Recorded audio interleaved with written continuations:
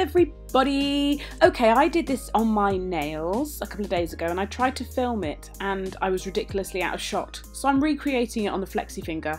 I'm using Glitterbells Glass Slippers, Glam&Glits Cabanah, and CJP Cherry Blossom Blush, and this stunning glitter. This is Orchid from the Indian Summer Collection at the Glitter Fairy. This was sent to me by Dawn. Thank you so much, Dawn. You are amazing. I'm using my Glitter Fairy round size 10 brush as well. Now I'm going in and doing a whole nail of Cherry Blossom blush, and I forgot how easy this was to work with. Like, you put it there, it stays there until you move it. I mean, I can't use the CJP monomer because it gives me a really, really bad headache, but it works beautifully with the Glitterbells monomer, and I do love the Glitterbells Glass Slippers. So I just think I'm going to be one of those people that has a bit of a mishmash of products that I like, and I think that's okay. So yeah, I'm going to go in with my second bead and then blend it back up to the first bead. So I apply it in the reverse method. Sorry about the view of the back of my hand. I blend it up to meet the first bead, and then I start tapping and patting it and just getting it down to the very tip of the nail, and I'm just taking the time really to think about the shape all the time. So I'm keeping my brush nice and clean, nice and just damp, not sopping wet, and just making sure that I'm putting everything where I want it. I'm then going in with the glitter and just a small wet bead,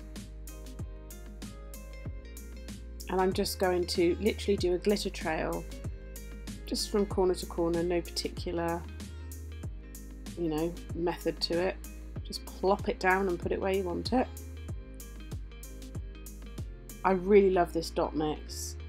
In fact, I should say a really big thank you to Dawn. Basically, I had a glitter emergency and I spilt a pot of my favourite glitter, and I was picking it up with my nails and desperately trying to recover it.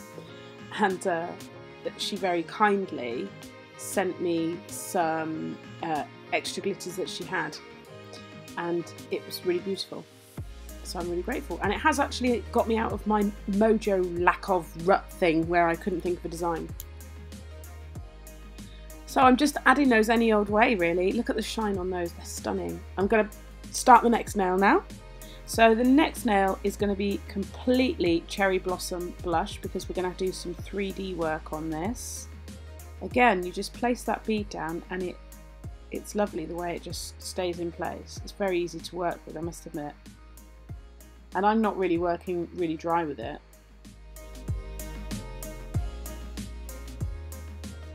So I'm building my entire nail out of this structure and everything because it's not going to be capped.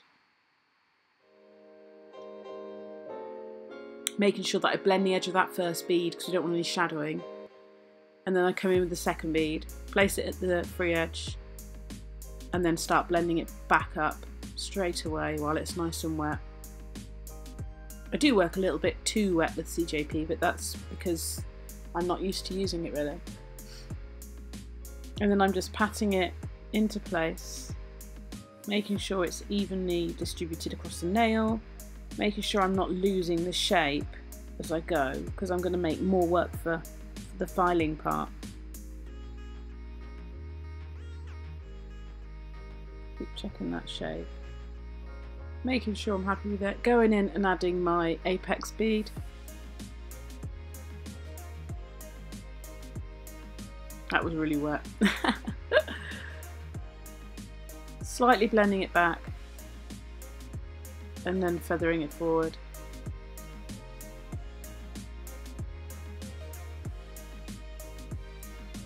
And then I'm just patting it, checking my shape and structure, checking everything is the way I want it.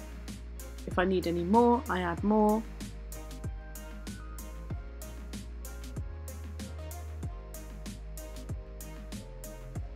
Yeah, I'm definitely working too wet with this, so apologies, it's looking a bit sloppy, but I really don't use CJP normally. But I'm going to invest in some of the colours because I really, really like them, and I do really like some of the core system as well. It's one of those things, you know, when you really want to get all your stuff from one place but you just can't because you like lots of different things. It's that. Now there was this really annoying bit of glitter and I was just trying to get it off. I got there in the end. There we go. So once I'm happy with that now, I'm happy with the shape of it, I'm happy with everything, I'm then going to move on to the next nail.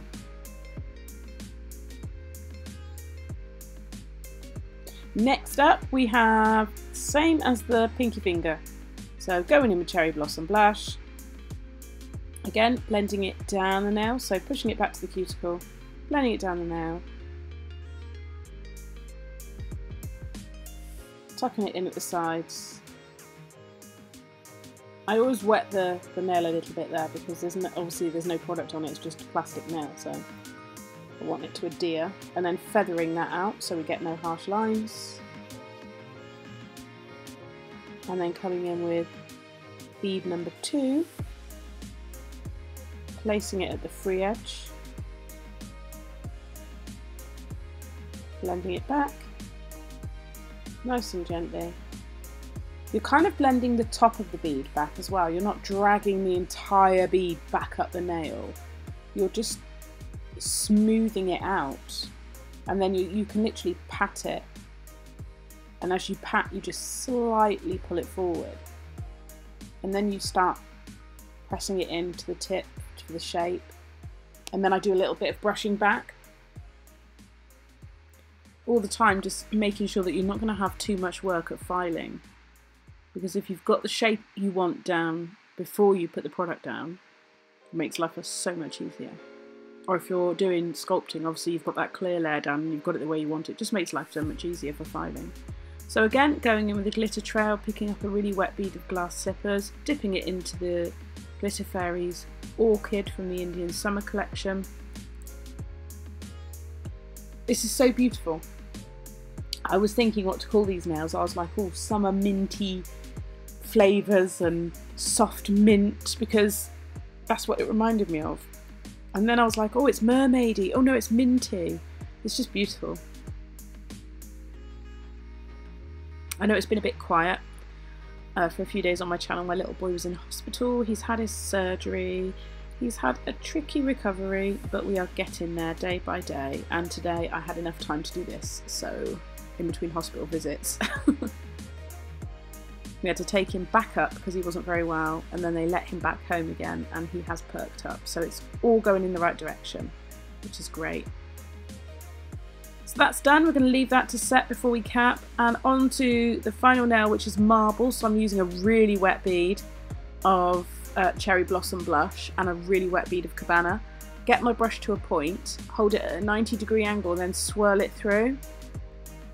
And just kind of mess it about, but not so much as you completely lose everything. It's that fine line as to like how much you want to marble it. And it doesn't matter if you marble one bit too much, because you can come in around it and just not marble as much, if you see what I mean. And don't be too inclined to pat it flat, because you'll literally splurge the design you've just done. Now, I'm not like the marbling expert. You probably want to go to like Charlotte Pilgrim, Charlotte's Nails. She just marbles with her eyes closed, hands behind her back, probably uses her toes and does it equally as well. But you can't really get it wrong unless you play with it too much and it just becomes a new colour completely. So as long as it's marbled, you are kind of doing it right, really. I mean, there's no rule that says what has to go where. It's a very individual thing.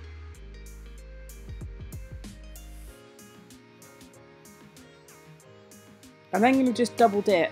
So I'll dip into the Cherry Blossom Blush and then just touch it into the Cabanah and come and fill in any areas that I feel are lacking.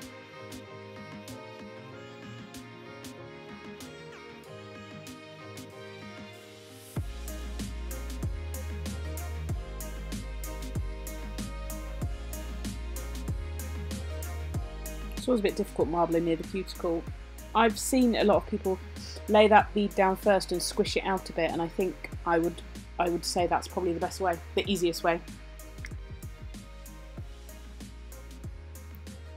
Okay, so let's get on with capping now. So we're going to cap this in crystal. No, we're not. We're going to cap it in Glass Slippers from Glitterbells. It's a beautiful acrylic to work with. Again, really, really nice to work with. So I'm just placing a big bead down there, pushing it back, patting it where the cuticle is, and then pulling it down the nail. Keeping an eye on the structure and the shape so that everything is the way I want it. It's handy to dampen the nail first, just by brushing your damp brush over the nail, just so that acrylic's got something to adhere to and you're not going to get any bubbles or kind of dulling, I guess. You also want to make sure that the glitter is all matte.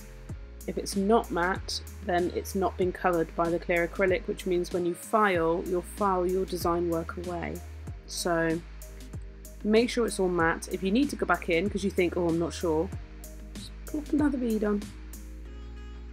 You can always take it away if it's too much.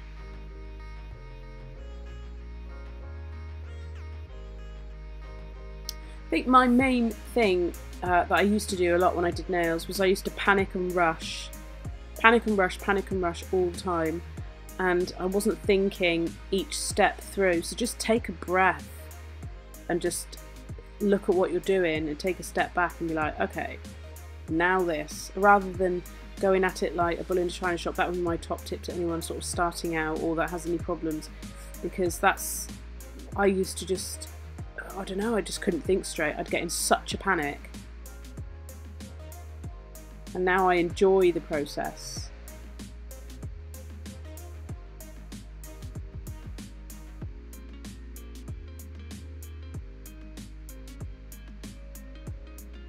So I don't know what I did there. I was probably like talking to somebody. Just having a chat. I think I went in with an extra bead at the free edge, which in hindsight I probably didn't need, and I probably ended up filing off. But I wasn't concentrating, so you know. Yeah, I did end up filing that off because it was too big, too much, way too much nail there, way too much nail. Okay, now onto the marble. Now what I'm doing is just wiping over with my damp brush, and then I'm going to go and pick up a really wet bead of clear and wash that over the nail. Then I'm going to pick up some of the glitter and just do some random dots of the glitter, because I wanted it to time with the other nails and I love the glitter. So there you go. This is actually quite a simple set really for salon work, quite simple to do. It's not really complicated at all, but quite effective. So I'm going to put that to one side and let that set up, and then I'll cap it. I think I capped it off camera. So here they are, capped and filed. Oh yeah, I'm using my Flexi hand. Felicia, the Flexi hand. I am still painstakingly scraping my last bit of Blue Sky No White top coat out of the bottle. I absolutely will be buying some new top coat. I just keep forgetting to do it. Look at that glitter. So we'll top coat all the nails and then cure them in my LED lamp for 60 seconds. I also, after I filed, so I just took down the bulk with the e-file, and then, well, first I did my sidewalls, cuticle, free edge, with, except I do sidewalls, free edge, cuticle, with hand file. And then I went in and took down some of the bulk with an e-file, and then I went back in and did the sidewalls, the cuticle, the free edge, and all that jazz again, and just made sure I was really happy with the shape. Then I whizzed over it with a white buffing block 180 grit, just to take off any harsh lines, and then it's ready for top coat. And it is worth taking the time to do the filing, I think. Is it Tracy Lou who said that? She takes a lot of time doing filing. She's really particular. I think it is. Another channel you need to check out. Really, really good. So this little beauty here is going to have some 3D work on it. Now I've never used Glam&Glits products for 3D work. I don't think so anyway. I'm pretty sure I haven't. And I don't really do a lot of 3D work. It's not my strong point at all. I'm self-taught with 3D work and stuff, so I just kind of do whatever pops into my pea-sized brain at the time. And it was like, not a flower, but a frilly type thing. To me, it was like ruffles that were layered, but they kind of looked like petals as well. It was just something I thought was pretty. It wasn't you know when you just do something and you're not really planning it. I did it on my nails and went, oh, I like that. Except I put big bling on my nails. So once that goes matte, because obviously with Glam&Glits you do work a bit wetter normally, so it was a bit of trial and error. And yes, I have the most crappy, right, 3D nail art brush that is on the market. It's like £1 from eBay or something stupid like that, and it is crap. Just putting that out there as well. So do invest in decent brushes. It is worth the money, because mine is rubbish. But I don't do a lot of 3D work at the moment. I'm literally pressing it out and making sure that there are textures within the ruffle so that it's not just flat. It looks texturized. And then I'm going to place a smaller bead in the middle and wait for that to turn matte. There's no point playing with it while it's really, really wet. It will just bounce back, see? It bounce? Just bounces back. You can pull it into the croissant shape, but be prepared to play with it, because while it's wet, it's just going to bounce back. Once it starts sitting where you've left it and stay in there, that's when it's time to press the bead out. Like now, it's starting to sit and stay where I'm putting it. So I'm thinking, okay, get it in position and then start pressing it out. And I used a smaller, thinner bead in the middle because I want to see the different colours shining through the 3D work from the nail underneath. That's what gives it its depth. What I did after this was I reached for the crystals that I've got. I have a bunch of crystals from the Glitter Fairy, some from her Under the Sea collection, which I think is out of stock. These green ones from the Under the Sea collection. I don't know if she's continuing it again. And some I got from Crystal Palace, I think. Crystal Parade. Oh my god, can't remember. I think, because that's where I got the pickup tool from as well. And I'm using NSI Polybond glue. It's bloody brilliant. I've always used NSI Polybond. Since I started nails, I've used NSI Polybond. It's fantastic glue. So I could have left it there, but I was like, no, I need extra. So I just went in with some smaller crystal ABs. No, they were the crystal clears. And then I went in with crystal ABs. I don't know the names of all these because I've just got them in a big pot. So I don't know the names or the sizes because they're part of collections, and then when I get to the sort of end of the collection, I plonk them all together in a pot. So some of the ones I've got on my hands are from the Tiara collections that the Glitter Fairy does, which have got some really big crystals in. I can't really wear, like, the one I've got on my finger at the moment is huge, and I can't really wear the bigger ones that Lucy does because I've got tiny hands and they just swamp my entire nail. Like, one of those large crystals swamps my entire nail. Now the one thing with NSI Polybond is it works fine on top coat. Like, they stuck straight away on top coat, which is really good because it's the first time I've tried it that way round, so I didn't actually know. It was an accidental discovery. But I was really happy with this now. It's super sparkly and yummy. And I just turn my tool round and use that to push it into where I want it. So there you go. Oh, it's so sweet. This is the finished set. I thought it was really cute. Really nice for weddings, prom, that kind of thing. Nice and simple. Can be done in salon. Yeah, I hope you enjoyed it. Stay tuned for some more coming up in the next week or so. And if there's anything you want me to try, let me know. Take care. Bye.